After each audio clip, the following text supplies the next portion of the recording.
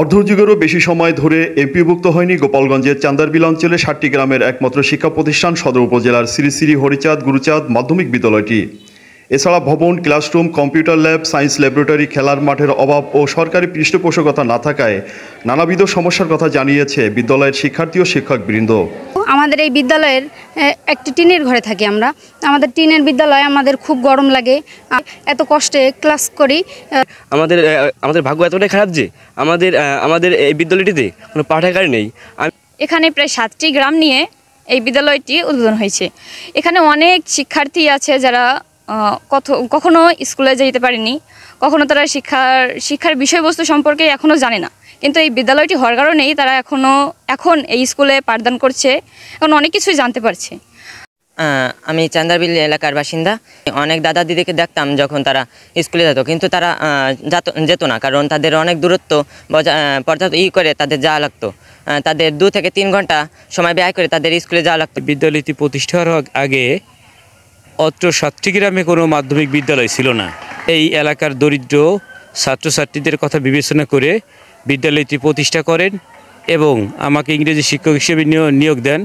আমাদের শিক্ষকদের বেতন না থাকার কারণে আমাদের অনেক শিক্ষক তাদের জীবনযাপন অতিবাহিত করতে অনেক কষ্ট হচ্ছে। বিলাঞ্চল বেষ্টিত অনুন্নত রাস্তাঘাট ও নিম্নমানের জীবন জীবিকা এ এলাকার সাধারণ মানুষের।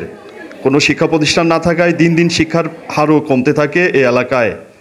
নদী পার হয়ে দূরবর্তীতে অন্য বিদ্যালয়ে যাতায়াতের সমস্যাও এর আরও একটি প্রধান কারণ। এখনও অনেক শিক্ষার্থীকে নৌকায় পার হয়ে আসতে হয় বিদ্যালয়ে। শিক্ষা ব্যবস্থার উন্নয়ন ও সামাজিক কৃষ্টি কালচার সহ আগামী প্রজন্মকে শিক্ষার আলোয় আলোকিত করতে উদ্যোগ নেয় এলাকার গুণী ও সচেতন মহল। 2018 সালে 28 জন দাতা সদস্যের দান করা জমির উপরে স্থানীয় চককুরালিয়া গ্রামে কাঠ, বাঁশ ও টিন দিয়ে প্রতিষ্ঠিত করা হয় এই বিদ্যালয়টি। এতে গোপালগঞ্জ সদর, কাশিয়ানী, মুকসুদপুর উপজেলার 7টি গ্রামের ছেলেমেয়েরা এখানে পড়ালেখার সুযোগ পায়। এক বছরে দেখা যায় ঝরে পড়া শিক্ষার্থীর সংখ্যা প্রায় শূন্যের কোঠায় বলে জানিয়েছেন বিদ্যালয়ের প্রধান শিক্ষক হিরেনময় বিশ্বাস। তিনি আরও জানান, এমপিভুক্ত না হওয়ার কারণে আমরা শিক্ষকরাও মানবেতর জীবন পার করছি। এই 7টি গ্রামের ছেলেমেয়েরা পায়ে হেঁটে অথবা নৌকাযোগে অত্র স্কুলে এসে থাকে। এই স্কুলটি 2018 সালে প্রতিষ্ঠিত হয়। স্কুলে টিনের ভবন আছে, মাঠ আছে, পুকুর আছে, কিন্তু খেলার মাঠটি খুবই ছোট।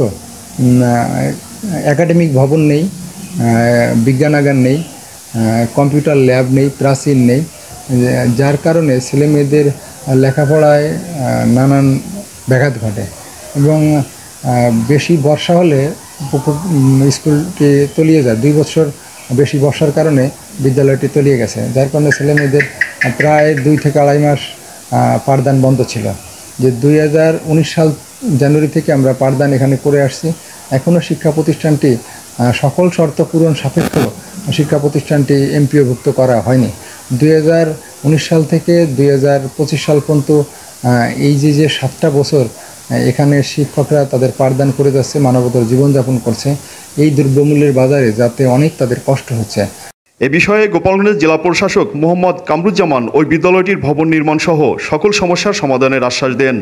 গোপালগঞ্জ সদর এর যে স্কুলটির বিষয়ে আমরা শুনেছি, এই চান্দারবিলের ভিতরে অবস্থিত, সেখানে দরিদ্র পরিবারগুলোর সন্তানরা যে অবস্থার মধ্যে ক্লাস করছে, সেটাই দ্রুত গতিতেই একটি বিল্ডিং এবং এমপিও ভুক্তির ব্যাপারে আমরা চেষ্টা করে যাচ্ছি।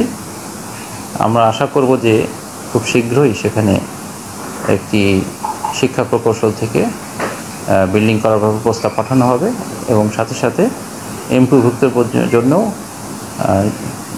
মাধ্যমিক শিক্ষা অফিসারের মাধ্যমে যে কার্যক্রমগুলো গ্রহণ করা দরকার সেগুলো গ্রহণ করা হবে। এ সকল সমস্যার সমাধান হলে শিক্ষার জ্যোতি ছড়িয়ে পড়বে চান্দারবিলের প্রতিটি ঘরে ঘরে। চৌধুরী হাসান মাহমুদ, এটিএন বাংলা, গোপালগঞ্জ।